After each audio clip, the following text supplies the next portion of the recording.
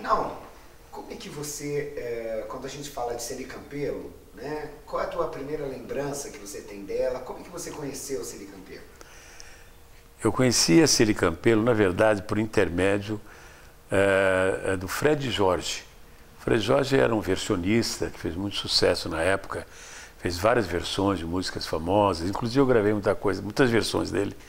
E ele fazia as versões para Celi, que nós nos conhecemos através do Fred Jorge. E ficamos com uma amizade muito legal, assim, uma coisa muito carinhosa. Eu cheguei a frequentar a casa da Celi em Taubaté muitas vezes. Muitas vezes eu ia para o Rio de Janeiro de carro e voltava de carro para São Paulo. E na vinda para São Paulo, geralmente na vinda, não na ida, mas na vinda, eu sempre dava uma passadinha em Taubaté para falar com a família da Celi, com a Celi, com os pais dela, com o Tony, enfim.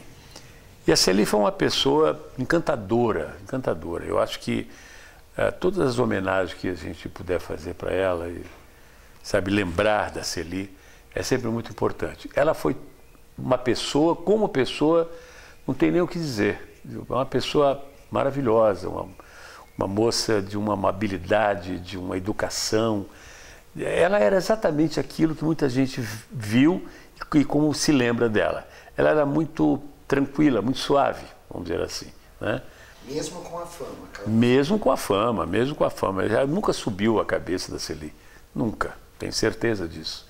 Ela sempre foi uma pessoa de família, trabalhava sempre de acordo com o Tony, com o pai, com a mãe. Eu me lembro que algumas vezes eu parava na casa, quando eu ia gravar no Rio, eu parava na casa dela na volta, em Taubaté, e para mostrar o que eu tinha gravado, se eles tinham gostado, se ela gostou. Gravava um acetato, uma prova de acetato, porque eram discos que saíam em 78 ainda naquela época. Depois LPs e tal, compacto duplo, compacto simples. Mas, e a gente fazia sempre isso. Eu gostaria de ouvir a sua opinião. Como é que é? Você gostou? Tá legal? Tá bom? Tá ótimo e tal, ou não tá? Ou podia ficar melhor? E depois, quando a Celi casou, ela namorou, noivou, e quando ela casou, eles me convidou para cantar Ave Maria no casamento dela. E foi realmente uma coisa inesquecível, porque a cidade de Taubaté parou por causa do casamento da Celi. Ela estava no auge da carreira, o que ela gravava se tornava sucesso imediatamente, né? Que, aliás, até hoje as pessoas, não há quem não se lembre, não cante Estúpido Cupido, Banho de Lua, todo mundo lembra disso, né? Ficou na memória das pessoas para sempre, eu acredito. E o casamento dela foi um acontecimento, né? Porque ela casou jovem, muito jovem, né? E foi lindo o casamento. Só que quase que vira um tumulto, porque tem muita gente que queria entrar na igreja e não conseguia. Então, as pessoas, eu me lembro da rapaziada molecada subia nas árvores que tinha na praça em frente à igreja e queriam ter uma visão melhor do que estava acontecendo, porque realmente foi um acontecimento muito grande. E eu tive o prazer, a honra de poder ter cantado no casamento da nossa queridíssima e saudosa Celi Campelo. Aguinaldo, uma coisa que aconteceu com a Celi, com o Tony, com você, é que, na verdade, a gente nota que na música brasileira, vocês acabaram entrando como um divisor de águas, de uma juventude, fazendo uma música para a juventude, né? Porque eu acho que até o surgimento de vocês no cenário artístico nacional, existia cantores para um público de 8 a 80 anos. E vocês começaram a dar uma identidade nova. Né? Não, eu acredito que entre outros, né? Porque isso talvez, não sei se é exatamente isso, mas eu acho que se deve a uma época que eu costumo dizer que foi uma época de ouro da televisão em termos de musicais. Que veio a TV Record, né? Até então se fazia muitos musicais na TV Tupi, que era a televisão, na época era a maior televisão que nós tínhamos, né? Eu mesmo comecei como cantor na TV Tupi. Eu digo comecei porque antes de gravar disco, eu não tinha disco gravado, ninguém sabia quem era Aguinaldo Raiol, e o Cassiano Gabus Mendes, quando eu vim para São Paulo, pela primeira vez, que foi no dia 12 de outubro de 1957, eu cantei num programa da Rádio Tupi, e que foi um sucesso. Então eu não era conhecido, eu cantava músicas de outras pessoas, então não tinha gravado disco, nada. Foi um produtor de São Paulo que me ouviu no Rio e me convidou para fazer o programa em São Paulo. E pela primeira vez que eu vim a São Paulo, sou carioca, nascido em Bom Sucesso, mas quando eu pisei em São Paulo pela primeira vez foi no dia 12 de outubro de 1957. Quando eu acabei de cantar a primeira música, no intervalo comercial, chegou um rapazinho muito magrinho para mim, veio falar comigo, elegante, magrinho, mocinho.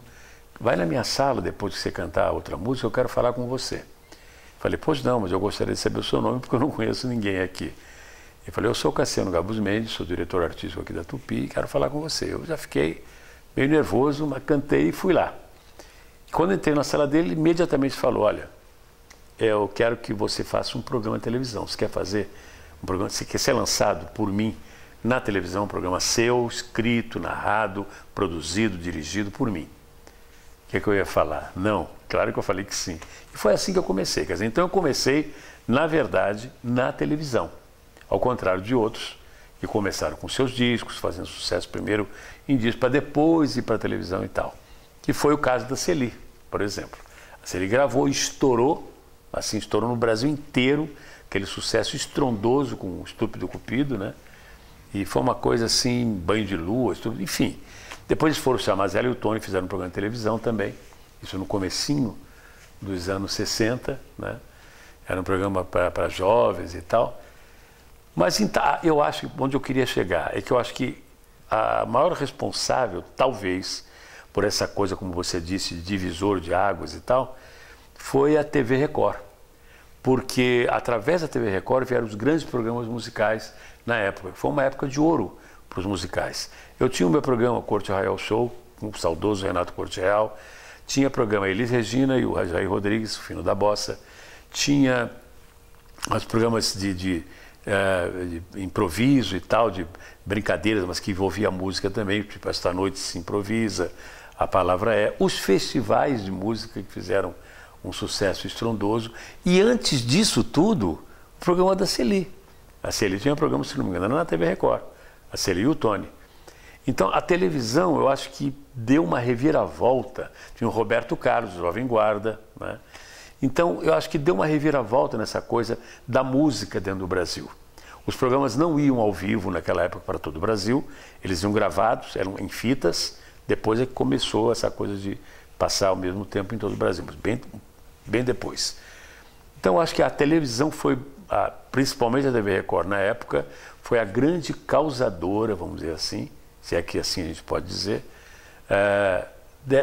dessa coisa de transformar. Veio uma onda nova, com vários gêneros, inclusive, porque eu fazia um gênero romântico, mas cantava de tudo, como até hoje canto.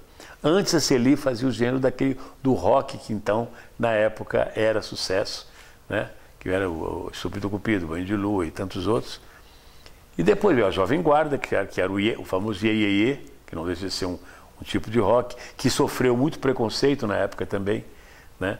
Porque tinha muita gente que se dizia e levantava uma bandeira da música popular brasileira, que aquilo que se fazia não era música popular brasileira. Depois isso tudo mudou, veio... Olha, o Caetano Veloso, quando cantou no Festival da Record, por exemplo, isso é uma coisa transformadora também, era um cantor brasileiro, vindo da Bahia, cantou Alegria, Alegria, com um conjunto que era tido como um conjunto de rock, que eram os Mutantes, com guitarra elétrica e tudo. Então, era uma coisa que mudou muito, tudo mudou muito. E eu acho que, de certa forma, quem começou isso através da televisão foi a Celi, o Tony, com os programas que eles faziam, que vieram outros depois e tal. Então, acho que isso é que transformou muito, foi uma espécie de um divisor de águas, né? Com o afastamento da Celi, com o casamento dela, ficou uma vaga, né? Uma lacuna, né? De cantoras jovens, né? E parece que existiu uma história curiosa de uma outra cantora. Foi muito engraçado, porque eu fazia um programa em Porto Alegre toda semana, em rádio e televisão. Pegava avião toda semana para lá e voltava e tal. Tinha uma locutora no meu programa de rádio que me falaram que ela cantava muito bem, porque eu quero ouvi-la cantar. E era a Elis Regina. A Elis Regina foi locutora dos meus programas de rádio em Porto Alegre. Depois ficamos amigos quando ela veio para São Paulo, participou do festival com Arrastão, que estourou e tal. Mas antes disso, Quando a Elis Regina saiu de Porto Alegre e veio, acho que para o Rio de Janeiro, um produtor pegou a Elis, gravou um disco com a Elis, tipo assim, vamos preencher a lacuna deixada pela Celi Campelo. Então, não queriam transformar a Elis numa nova Celi Campelo, que não era absolutamente o caso. E nesse disco tinha, ainda bem, porque eu acho que se eles insistissem nisso, talvez eles não... Talvez não, porque eu acho que ela ia sobrepujar tudo isso, porque ela foi maravilhosa, é maravilhosa. Então, ela gravou uma música naquele CD que era só com músicas de versões e tal, meio rock e tal, que chamava Viva a Brotolândia. Ela gravou um samba nesse LP chamado Dor de Cotovelo, do João Roberto Kelly. Ali estava a verdadeira Elis, que se tornaria a grande estrela da música popular brasileira. Mas eles quiseram, no começo, preencher uma lacuna que eles achavam que tinha sido deixada pela Celi Campelo. Então, tem certas coisas, na minha opinião, minha modesta opinião, que elas acontecem porque tem que ser, porque estava escrito assim, Deus quis assim. Então, só existiu uma Celi Campelo, sempre vai existir só uma Celi Campelo, só existiu uma Elis Regina, entende? Como só existiu uma Ângela Maria, uma Dalva de Oliveira, e assim por diante.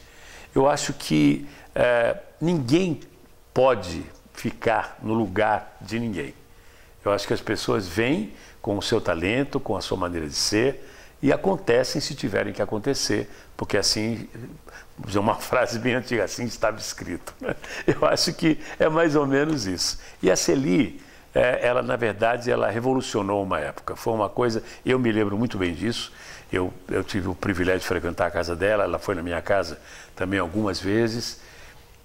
E eu acho que ela foi, de certa forma, naquela época, uma revolucionária dentro daquele movimento de música que existia na época até então. Então, a Celi realmente foi muito importante para o nosso cenário artístico aqui no Brasil. Continua sendo importante, porque eu acho que o artista, ele não morre, ele permanece através da sua obra. Aqueles que tiveram o privilégio de poder gravar um disco, mesmo por mais antigos que sejam, não é?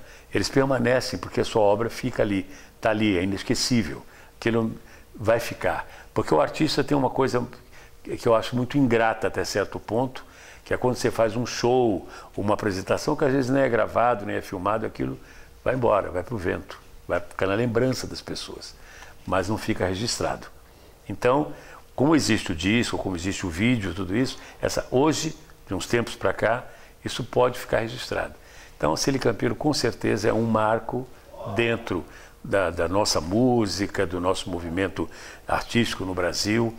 Celi Campelo é inesquecível como pessoa, como artista que ela foi, com o seu jeito doce de cantar, com a sua maneira de ser, encantou a todos nós brasileiros durante o tempo que ela resolveu ficar na carreira artística, porque depois do casamento ela praticamente se afastou, né? Mas Celi Campelo jamais vai ser esquecida. Jamais. Celi Campelo vai ficar na lembrança de todos nós como uma pessoa linda, uma moça maravilhosa e como aquela cantora gostosa de se ouvir, com aquela vozinha doce, suave e ao mesmo tempo transmitindo tanta alegria, tanta coisa boa para as pessoas. Eu acho que o artista não morre. Celi Campelo, com certeza, faz parte disso, porque ela era realmente uma grande artista. Maravilha. Ótimo. Tá ok? Ok. É caro isso.